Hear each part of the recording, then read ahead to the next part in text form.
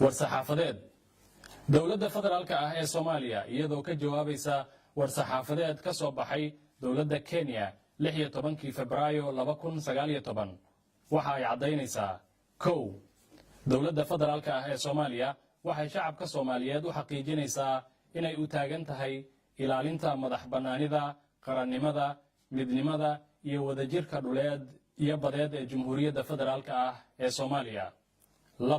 dowladda federaalka ah ee Soomaaliya waxa ay aad uga xun tahay war-saxaafadeedkii aan xaqiiqda ku salaysnayn ee ka soo baxay wasaaradda arrimaha dibadda ee Kenya ayna ku amartay danjiraha Soomaaliya ee Kenya inuu wadatashi ugu laabto Soomaaliya iyadoo sidoo kalena wadatashi ugu yeertay danjiraheeda. war-saxaafadeedkaas oo ay ku jireen qodobo meel ka dhac weyn ku ah dowladnimada sharafta iyo daris wanaagga ka dhaxeeya labada shacab.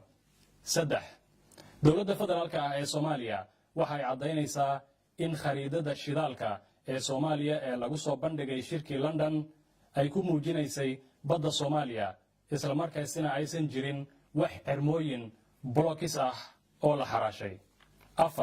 dowladda federaalka ah ee Soomaaliya waxa ay ku kalsoon tahay xaqnimada dacwadda ay u gudbisay maxkamadda cadaaladda caalamiga ah waxa ayna aaminsan tahay in ay maxkamaddu u qaadi doonto dacwadda si xaq ah. sidaas darteedna dowladda federaalka ah ee Soomaaliya waxa ay ku baaqaysaa in laga war dhowro go'aanka maxkamadda.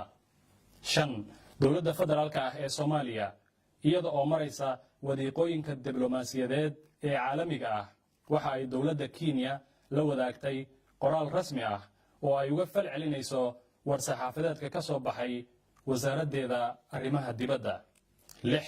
dowladda federaalka ah ee Soomaaliya waxa ay xusuusan tahay kaalintii wanaagsaneed ee dowladda Kenya ay ku garab istaagtay Soomaaliya. dowladda federaalka ah ee Soomaaliya waxa ay u mahad celinaysaa shacabka Soomaaliyeed meel walba oo ay joogaan oo muujiyay midnimo iyo wadaniyad taageerana la garab istaagay dowladooda.